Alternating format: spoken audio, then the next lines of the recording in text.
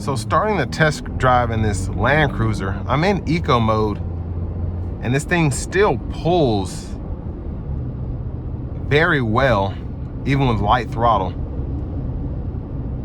Not what I was expecting at all. And I know this has the iForce Max engine in it, but I still wasn't, again, expecting this to be as quick as it is.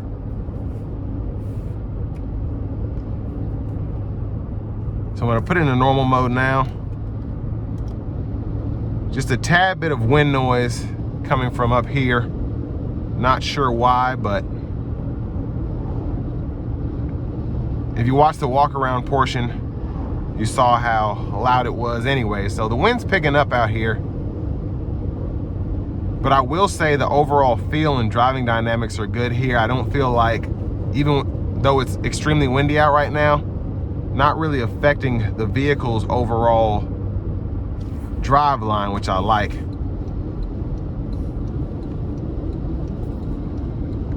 And just right off the bat, visibility is very good with this back window here. It's nice. Blind spot monitors here. And then just the windows being nice and big. I don't feel like I have any noticeable blind spots.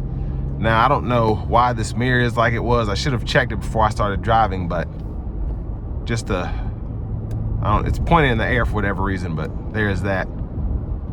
And that might be what's causing the wind noise if the mirror's not all the way out. But the 2.4 turbo and the 8-speed automatic work very well together. And I don't feel like most people are going to necessarily miss the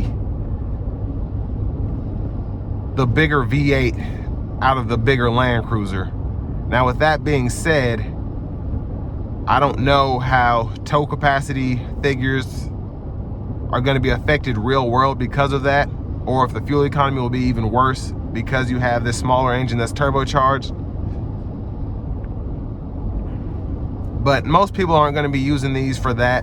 I've seen a few around town. Of course, a lot of people were frantic when they first came out, so they bought them, and some people have tricked them out. Some people just drive them around. I haven't seen a single one of these things towing anything. So,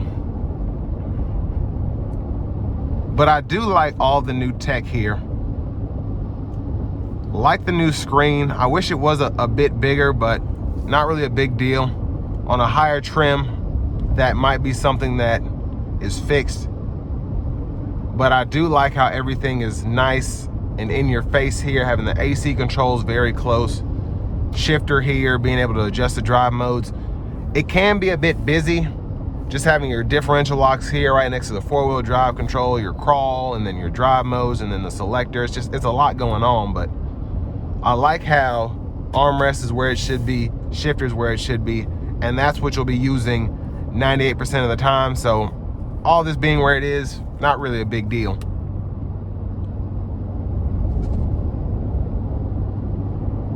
But this is it's very easy to drive. It reminds me of, I don't even want to say the 4Runner. I feel like the 4Runner feels smaller than this in terms of just the overall drivability and the overall visibility. Again, even the front hood is down and then sloped.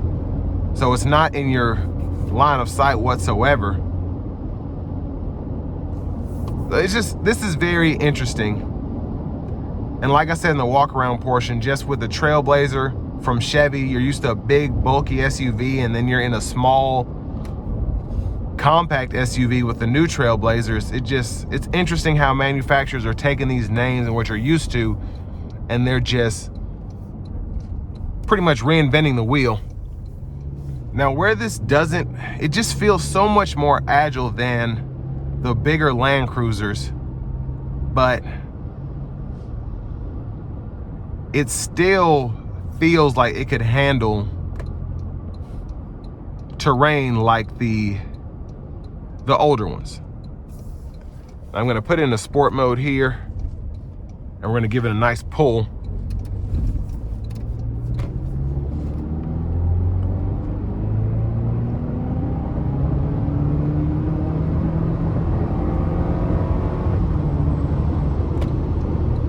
So pretty quick to get up to speed.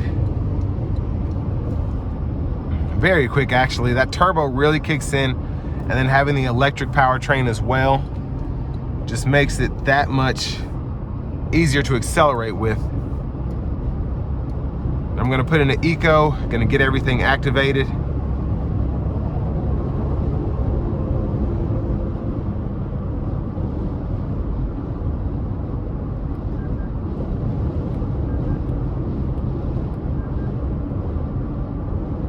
I don't know why this is on.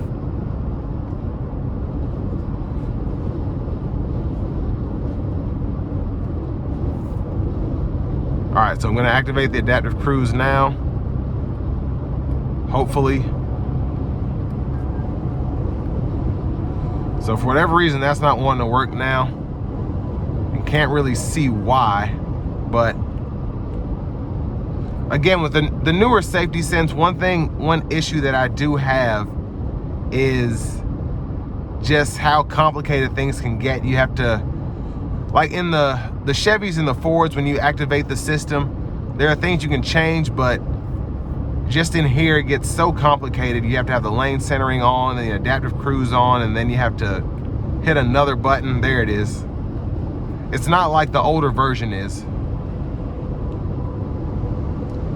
And I feel like it's simpler now, but where I've gotten used to the older Toyota system, the older Safety Sense 2.0, 2.5, having to click this when usually that's what you do to turn it on, and that's what activates it now, it just makes it a little more complicated.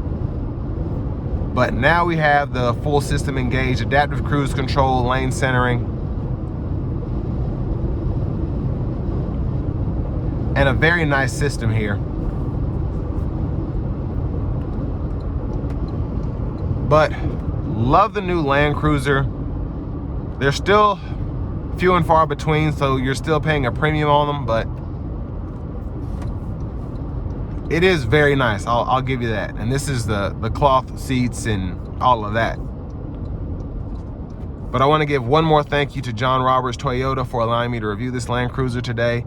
And if you're looking to get one, again, in your area, and you want to make sure you get the best price on one, just click on that link. Takes a minute or two to fill out that info, and we'll get your local dealers fighting to get you that best price on one of these.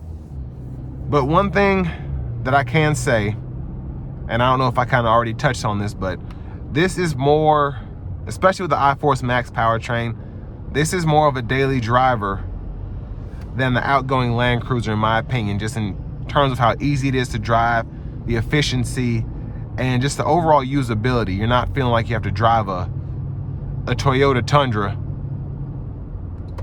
if that makes sense. This just feels more like